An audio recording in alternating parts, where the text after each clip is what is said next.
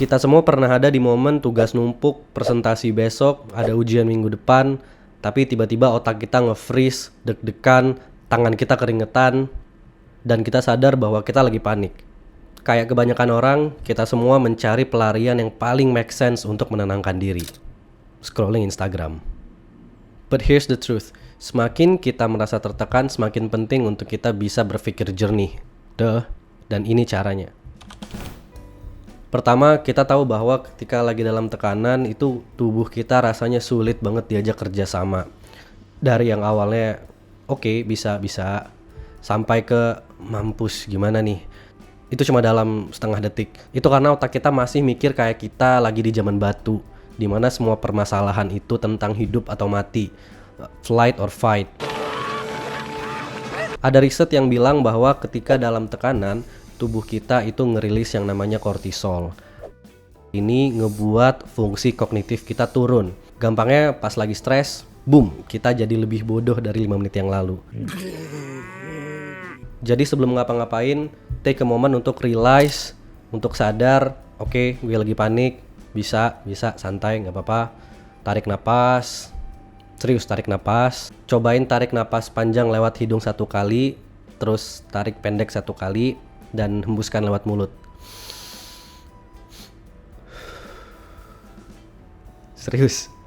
Kalian bisa lihat tutorialnya di bawah ini kalau nggak percaya. There's a pattern of breathing called the physiological sigh. Just 1 to 3 of those physiological sighs can bring you from a state of intense anxiety and stress to very, very calm. Karena teknik pernapasan ini ngebantu menurunkan detak jantung dan membuat kita lebih tenang. Pas lagi dalam tekanan, pas lagi stres, seakan-akan semua masalah itu jadi masalah yang besar. Padahal sebenarnya enggak. Kita tahu sebenarnya enggak. Otak kita suka banget mikir skenario yang paling buruk. Kenapa? Ya karena dia lagi panik. Jadi setelah atur napas, take a step back untuk bener-bener mikirin apakah masalah ini masalah yang gede banget. Keseringannya sih enggak. Dan triknya adalah untuk ngebagi masalah yang tadi kita pikir gede menjadi sebuah hal-hal kecil yang actionable, yang sifatnya lebih gampang untuk dilakukan, jadi lebih mudah untuk dihandle. Ada deadline 20 halaman report, fokus dulu aja bikin outline-nya, bikin 1 paragraf atau 1 chapter. Ada ujian minggu depan, fokus dulu aja belajar 1 topik selama 20 menit setiap hari. Kecuali kalau masalah kamu benar-benar ngancem hidup, then I can't help you. Kalau lagi stres, kebanyakan hal yang kita stresin itu berada di luar kontrol kita, dan kita terobsesi untuk mengkontrol semuanya. Spoiler alert, we can't. Jadi jangan coba untuk kontrol semuanya. Fokus ke apa yang bisa dikontrol atau bisa diubah. Apakah deadline-nya bisa diubah? Enggak. Tapi kita bisa kontrol cara kita ngatur waktu. Apakah kita bisa kontrol apa yang akan bos kita komen tentang presentasi nanti? Enggak.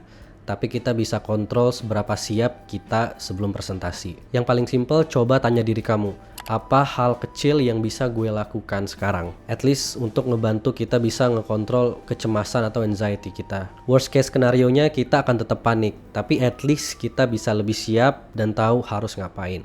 Jadi takeaway-nya, berpikir jernih di bawah tekanan itu nggak gampang. Dan itu bukan magic yang kita tiba-tiba bisa. Tapi tentang tenang, atur napas, breaking things down, fokus ke apa yang bisa kita kontrol. Semakin diulang-ulang, semakin gampang untuk bisa lebih calm di situasi yang orang-orang gampang untuk panik.